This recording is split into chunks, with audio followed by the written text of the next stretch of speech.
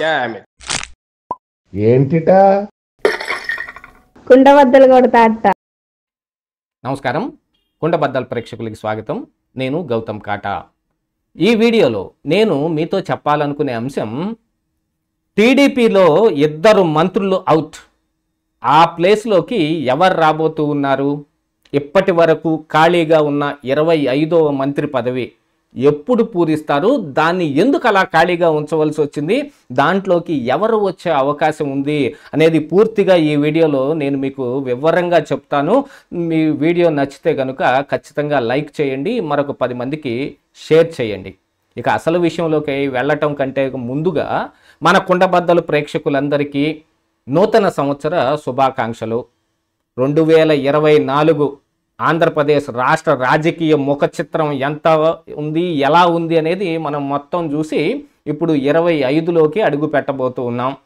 24లో సగం రోజులు జగన్మోహన్ రెడ్డి కానీ, ఒక సగం రోజులు చంద్రబాబు నాయుడు కానీ పాలన ఎలాగుంది అనేది మొత్తం చూసిన తర్వాత ఇప్పుడు మళ్ళీ 25 ఫ్రెష్గా మొత్తం పూర్తిగా కూటమి అధీనంలో నడవబోయే ఒక ప్రభుత్వాన్ని మనం చూస్తున్నాం. 25లో అందరికీ మంచి జరగాలని, ఈ ప్రభుత్వం కూడా సరైన నిర్ణయాలు తీసుకోవాలి అనేది కుండబద్దల ఆకాంక్ష. ఎందుకంటే కుండబద్దలు ఎప్పుడూ ఎవరికి పెట్టుగా ఉండేవాళ్ళు కాదు. ఎవరైనా సరే ఇందులో తప్పు జరుగుతుంది, ఇందులో ఏదైనా కొంత అన్యాయం ఉందంటే ఖచ్చితంగా ఎత్తి దాన్ని చూపించి వాళ్ళని ప్రశ్నించడం కుండబద్దల బాధ్యత.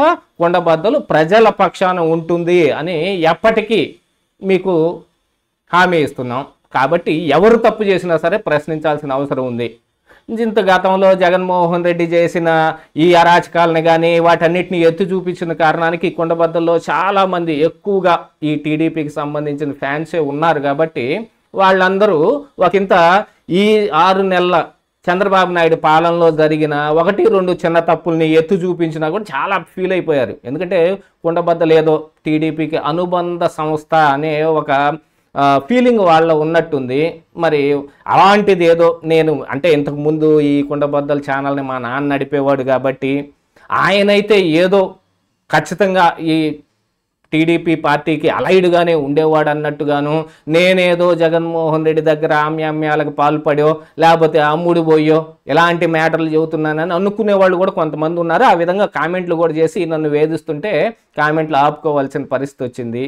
సరే, ఏది ఏమైపోయినప్పటికీ ఈ న్యూ ఇయర్ ఇప్పుడు చాలామంది కొత్త న్యూ ఇయర్ రిజల్యూషన్స్ అన్నీ చేసుకొని ఉంటారు. ఆ రిజల్యూషన్స్ అన్నింటినీ ఖచ్చితంగా ఆచరించి 25లో అందరూ సక్సెస్ఫుల్గా ఉండాలనేది కుండబద్దల కోరిక.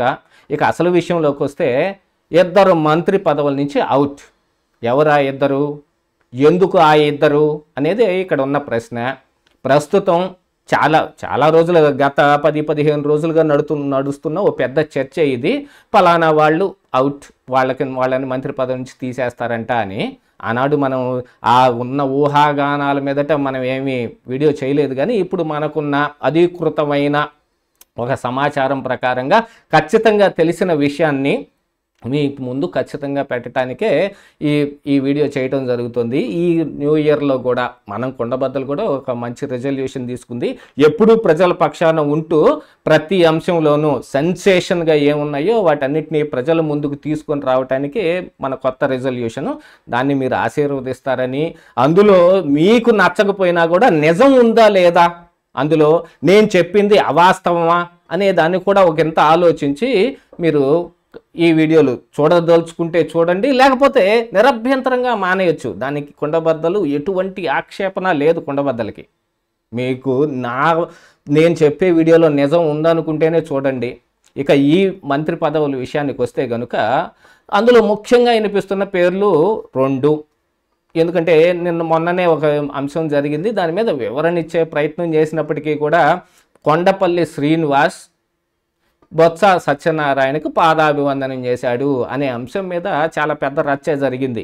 ఈ అంశంలో మరి నేను అలాగేం చెయ్యలేదు, కావాలంటే పక్కన సాక్ష్యాధారాలకి వేరే 2 ఉన్నారు వాళ్ళని అడగండి, ఇలాంటివి ఎన్ని చెప్పినా మీడియా సమావేశాలు పెట్టి ఇదంతా వైసీపీ నాయకులు చేస్తున్న కుట్ర అనే కోణంలో చూపించే ప్రయత్నం చేసిన పార్టీ ఏమి నమ్మింది అనే దాని మీద కదా ఆధారపడి ఉంటుంది.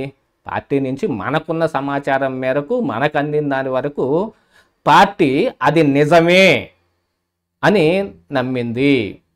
ఆ విషయం అయితే క్రిస్టల్ క్లియర్గా తెలిసిపోయింది. కాబట్టి ఒకంత ఆయన తీసి పక్కన పెట్టే అవకాశాలు ఉన్నాయి అని గట్టిగానే పార్టీ నుంచి వినిపిస్తున్న మ్యాటరు మనకున్న సమాచారం మేరకు.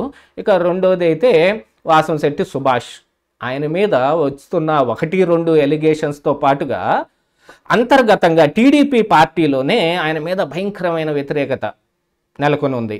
ఆయనున్న ఆ నియోజకవర్గం రామచంద్రాపురం నియోజకవర్గానికి ఆయన సొంత మనుషులైన అమలాపురం నుంచి మరి తెప్పించుకొని మరి ఆయన విస్తృతంగా అక్కడ వ్యాపారం చేస్తున్నాడు. వ్యాపారం అండి, ఇది డబ్బుల కోసమే చేసేది అన్నట్టుగా రాజకీయాలను మొత్తం ఆయన వ్యాపారం కిందే మారుస్తున్నాడు అనేది ఆయన మీద వస్తున్న ఒక ఎలిగేషను. దీంతో పాటుగా మొన్ననే చంద్రబాబు నాయుడు గారు కూడా ఈయన ఈ టీడీపీ సభ్యత్వాలని చేసే విషయంలో ఈయన వెనకబడి ఉన్నాడని దాని మీద ఆయన కొంత సీరియస్గా వార్నింగ్ ఇవ్వటం జరిగింది. అయినా కూడా తర్వాత కూడా సభ్యత్వాలు పెద్దగా పెరిగింది ఏమీ లేదు. ఎందుకంటే ఆయనకి గట్టిగా ఆ నియోజకవర్గంలో పనిచేయటానికి కార్యవర్గమే లేకుండా పోయింది. ఆ కింది స్థాయి కార్యవర్గం ఇప్పుడు ఇంటింటికి వాసంశెట్టి సుభాషే తిరిగి ఇదిగో మీరు సభ్యత్వం చేసుకోండి అని చెప్పలేడు కదా. కింద కార్యవర్గం, ఆ కార్యవర్గం మొత్తం ఆయనకు అపోజిట్లో ఉంది.